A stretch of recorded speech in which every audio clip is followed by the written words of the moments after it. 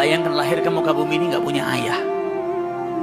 Insya Allah kita yang di sini semua lahir pernah ngalamin punya ayah, pernah cium tangannya ayah, pernah manggil ayah kita dengan sebutan ayah. Kita pernah dengar ayah kita manggil kita anakku, bunayya, waladi, ibni, putraku. Nabi Muhammad nggak pernah dengarkan itu. Kata ulama, yatim yang paling dahsyat, penderitaan bagi seorang yatim yang paling dahsyat adalah ketika lahir ayahnya sudah nggak ada. Kalau yatim setelah dia lahir dia sudah pernah dapetin ayahnya, pernah manggil ayah, atau pernah dipanggil wahai anakku, atau pernah dicium oleh ayahnya, atau pernah mencium aroma daripada ayahnya, ada kenangan. Nabi Muhammad masih di perut ibunya, ayahnya sudah meninggal.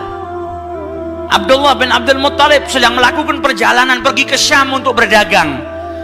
Pulang dari Syam mampir ke keluarganya. Ibunya Abdullah bin Abdul Muttalib itu orang Madinah, dari Bani Najjar. Nabi Muhammad ini punya ayah, ayahnya ibunya orang Madinah. Jadi paman-pamannya Abdullah ini ada di Madinah. Ini tertibnya Allah. Makanya Nabi Muhammad kemudian hijrah ke Madinah, kembali ke keluarga, bertempat tinggal di keluarga ayahnya di Madinah. Pulang dari Syam mampir ke Madinah, silaturahmi dengan keluarganya, dengan keluarga ibunya, paman-pamannya dari ibunya. Dan akhirnya beliau meninggal di sana. Sampailah kabar ke Mekah Mukarramah kalau Abdullah sudah meninggal. Nabi Muhammad masih di perut ibunya.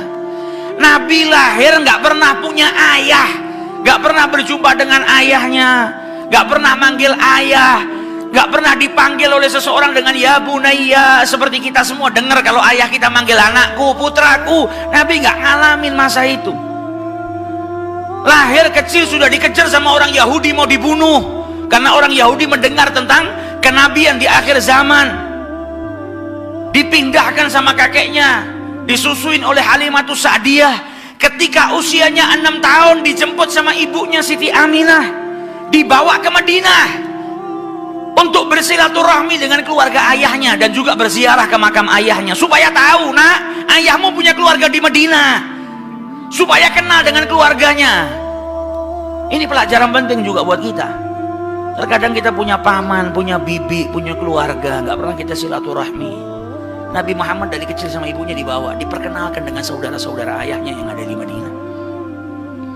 Aminah bawa Rasulullah perjalanan 500 km dari Mekah ke Madinah, hanya bertiga. Seorang janda yaitu ibunya Rasulullah SAW, Aminah, bawa anaknya yang usianya 6 tahun, Muhammad bin Abdullah, dan bawa salah satu pembantunya yang bernama Ummu Aiman.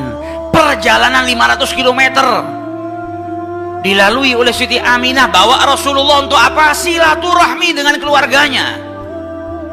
Sampai di Madinah diperkenalkan dengan keluarga ayahnya, silaturahmi dengan keluarga ayahnya, dan sempat berziarah atau ditunjukkan oleh Siti Aminah makam daripada ayahnya. Bayangkan seorang anak yang gak pernah berjumpa dengan ayahnya, lahir ke muka bumi ini dalam keadaan yatim, gak pernah berjumpa dengan ayahnya. Ketika ngelihat makam ayahnya, setelah itu pulang ke Mekah, maka setiap anak pasti di perjalanan yang ada di kepalanya siapa? Ayahnya. Karena baru pertama kali berjumpa, dan bukan berjumpa dengan ayahnya masih dalam keadaan hidup, tapi ayahnya sudah meninggal dunia. Jalan sama ibunya pulang ke Mekah, perjalanan baru 150 km.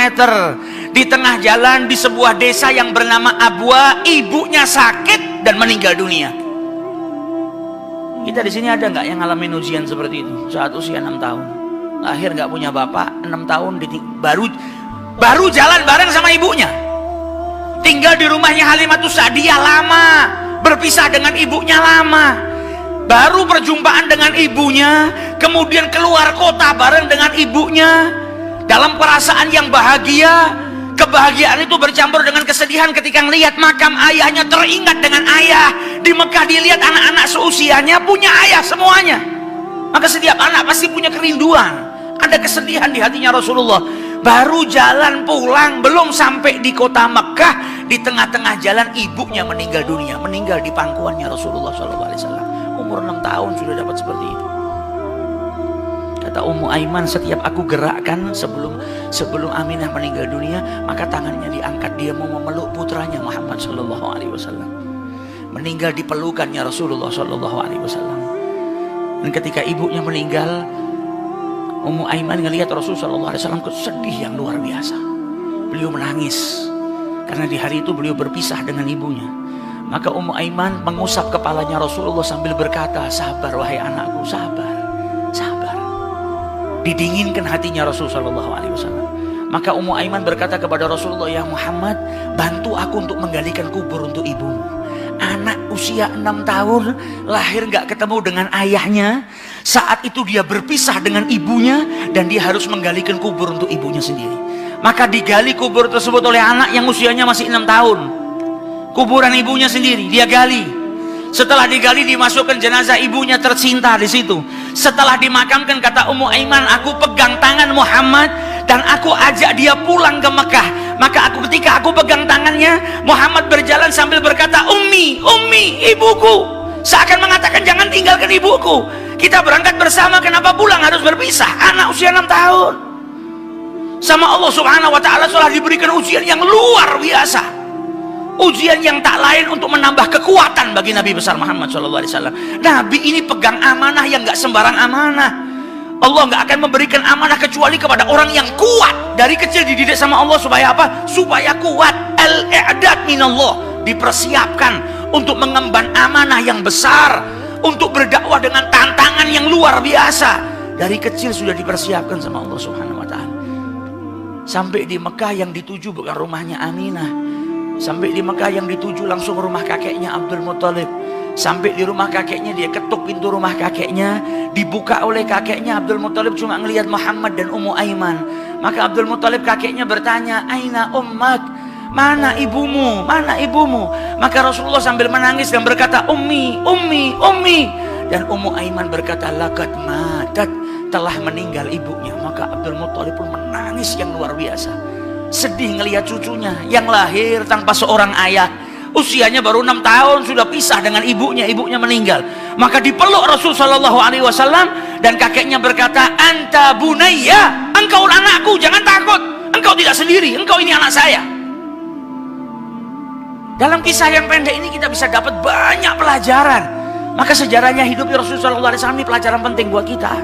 Nabi masih usia seperti itu sudah dapat ujian yang besar dari Allah Subhanahu wa ta'ala. Dan dia adalah kekasihnya Allah Subhanahu wa ta'ala. Kita yang baru dikasih ujian sedikit sama Allah sudah meledak bagaikan kiamat. Yang terkadang kita nggak sabar. Bahkan kita terkadang masuk dalam kategori tidak terima dengan apa yang diberikan oleh Allah Subhanahu wa ta'ala. Wa iyadzubillah. Maka itu pentingnya kita baca sejarah hidupnya Rasulullah sallallahu alaihi wasallam. Agar apa? Agar bertambah cinta kita. Kita sering dengar bagaimana pengorbanannya para sahabat untuk Rasulullah. Ada yang mati demi Rasulullah. Bahkan ada anak-anak yang usianya di bawah 15 tahun.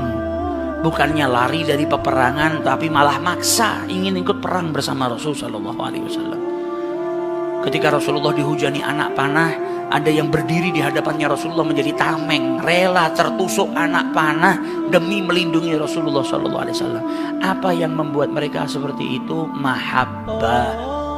Kalau kita nggak punya cinta, kita nggak akan bisa berkorban untuk kekasih kita. Kalau kita nggak punya cinta, kita nggak bisa berkorban untuk Rasulullah sallallahu alaihi wasallam. Bahkan para wanita pun di zaman Rasulullah sallallahu alaihi wasallam pun sama berkorbannya, nggak kalah dengan orang laki-laki. Dalam suatu peperangan ada satu perempuan namanya Ummu Imarah. Ummu Imarah ini tahu musuh mau melukai Nabi Muhammad, maka dia datang. Dia mengejar untuk melindungi Rasul sallallahu alaihi wasallam sampai pundaknya ini disabet dengan pedang beberapa sabetan. Sampai beliau terjatuh, nggak mati, terjatuh. Dan ketika terjatuh dalam keadaan luka parah di punggungnya, anaknya lewat dan melihat ibunya dalam keadaan seperti itu. Maka anaknya mau bantu ibunya, kata ibunya apa? Pergi kau lindungi Rasulullah. Lebih penting kau lindungi Rasulullah daripada kau lindungi aku. Cinta yang seperti apa ini? Luar biasa. Si anak pun kemudian lari mendatangi Rasul sallallahu alaihi wasallam dan juga menjadi tameng bagi Rasul sallallahu alaihi wasallam. Sampai Rasulullah itu ketika terluka dan melihat Ummu Imarah dalam keadaan terluka, berlumuran darah. Ditanya oleh Rasulullah, kenapa engkau berbuat seperti ini? Apa yang bisa membuatmu bertahan sampai melindungi aku dan dirimu ini tersobek-sobek dengan sabetan pedang? Apa jawaban Ummu Imarah? Utiku ya Rasulullah, aku mampu ya Rasulullah. asalkan perbuatanku ini fidaan anka, untuk melindungi dirimu. Saya rela berkorban nyawa saya, berkorban apapun milik saya demi Rasulullah Sallallahu Alaihi Wasallam. Yang saya harapkan satu ya Rasulullah, murafaqatik fil jannah. Saya hanya ingin kelak dikumpulkan bersamamu di surganya Allah Subhanahu wa Ta'ala. Nah, kita kepingin punya mahabbah seperti ini. Nah, bulan Rabiul Awal ini kita nggak tahu ini Rabiul Awal yang nanti Rabiul Awal di tahun-tahun berikutnya kita masih ada, atau jangan-jangan Rabiul Awal ini Rabiul Awal terakhir buat kita. Maka jangan sampai kita lewatkan bulan Rabiul Awal ini terkecuali dengan memperbanyak sholawat kepada Rasulullah Sallallahu Alaihi Wasallam, dan juga hadir ke majelis-majelis yang di situ diperkenalkan Rasulullah, yang di situ dibacakan sejarah hidupnya Rasulullah, agar bertambah kecintaan kita kepada Nabi besar Muhammad Sallallahu Alaihi Wasallam. Amin ya rabbal alamin. Semoga kita dijadikan orang-orang yang dicintai oleh Rasul Sallallahu Alaihi Wasallam.